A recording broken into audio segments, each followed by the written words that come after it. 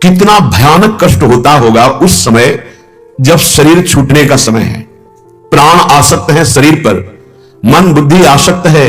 मैंने बहुत मेहनत से मकान बनाया है, बहुत परिश्रम से हमने अमुक धनराशि एकत्रित की, बड़े परिश्रम से हमने ये पद पाया, बहुत बहुत जो जो संग्रह किया वो सब जा रहा है। जहां हमें जाना है पता नहीं है, क्या हमारा होगा हमें पता नहीं। तब महान भयानक उसके अंदर चिंता प्रकट होती है। ए भाई, इसी चिंता से मुक्त होने के लिए हरिनाम है, राधा नाम है। अगर नाम जप करोगे तो ये चिंता तुम्हें नहीं, तुम्हें बिल्कुल क्लेश नहीं होगा, ना शरीर छूटते समय ना परलोक में।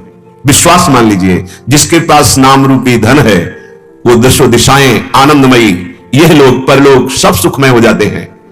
अगर शारीरिक दुख भी आता है, विपत्ति भी आती है, प्रतिकूलता भी आती है, तो उसमें इतनी आनंदमयी वृत्ति होती है कि वो दुख उसे छू नहीं पाता है।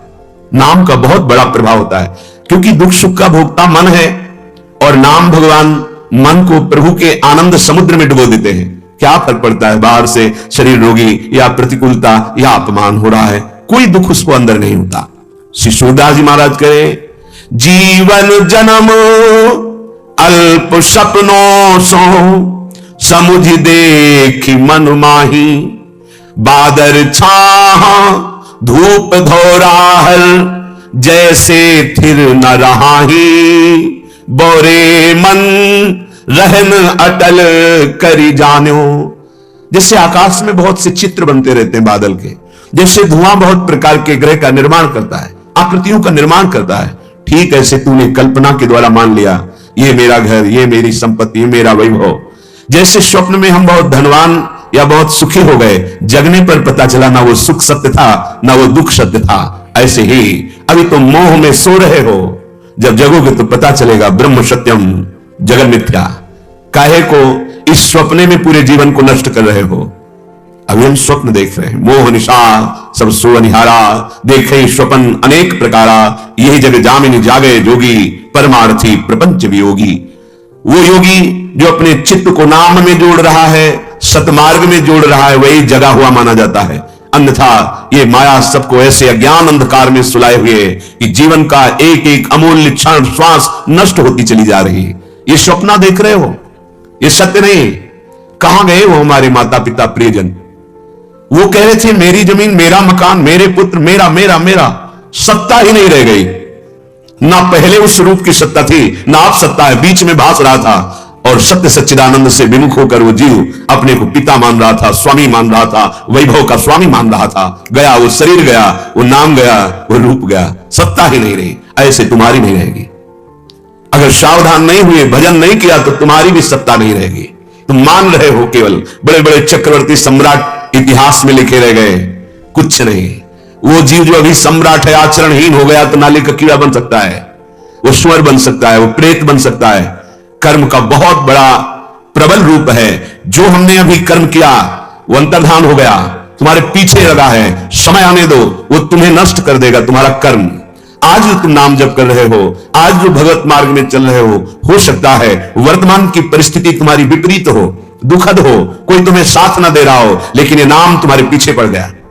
अब तुम्हें सच्चिदानंद सुख में डुबो के रहेगा।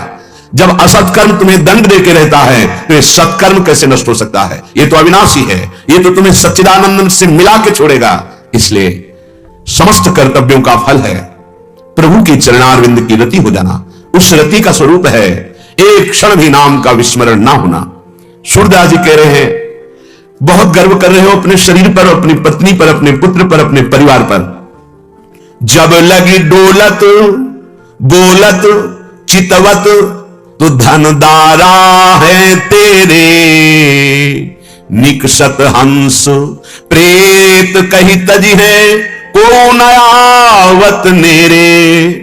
बहुत छाती तान के चल रहे, ये मेरा, ये मेरा, ये मेरा। पता नहीं किस क्षण निकल जाए हंस। दुनिया में लाखों का मेला जुड़ा, ये हंसा जब जब उड़ा तो अकेला उड़ा। जहां इससे वो हंस निकला भगवदंश, जो सब कह रहे थे ना कि मेरे पति, मेरी पत्नी, मेरा पुत्र, मेरा मेरा, अब उस कमरे में जाने से डर लगेगा जिसमें वो शरीर है। आप विचार करो, तुम्हें तो जानता था नहीं कोई, तुम्हारे शरीर से संबंध माने था, लेकिन जब तुम अंतर्धान हो गए तो तुम्हारे शरीर को कोई प्यार नहीं करता। और जो आपके प्रियजन हैं, मित्रजन हैं, जल्दी ले चलो। कहां? फूकने, आग लगाने, या तो गाड़ देने।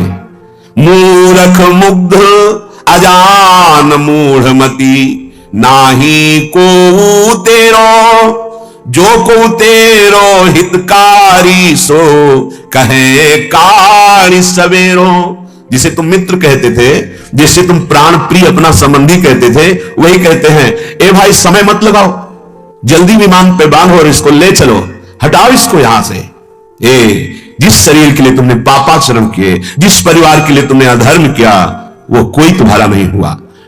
घरी एक सजन कुटुंब मिली, बैठे रुदन बिलाप कराही, जैसे काग काग के मुए काका करी उड़ जाही।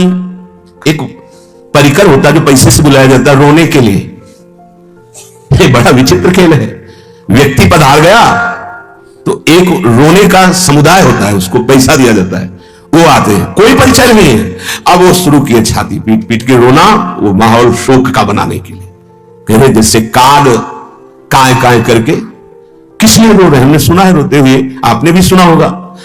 हम जो कहते थे दोनों बात, वही आप। अब कौन हमारी बात सुनेगा? उसके लिए नहीं रो रहे, अपनी बात के लिए रो रहे, अपनी आवश्यकता के लिए रो रहे, अपनी मांग के लिए रो रहे।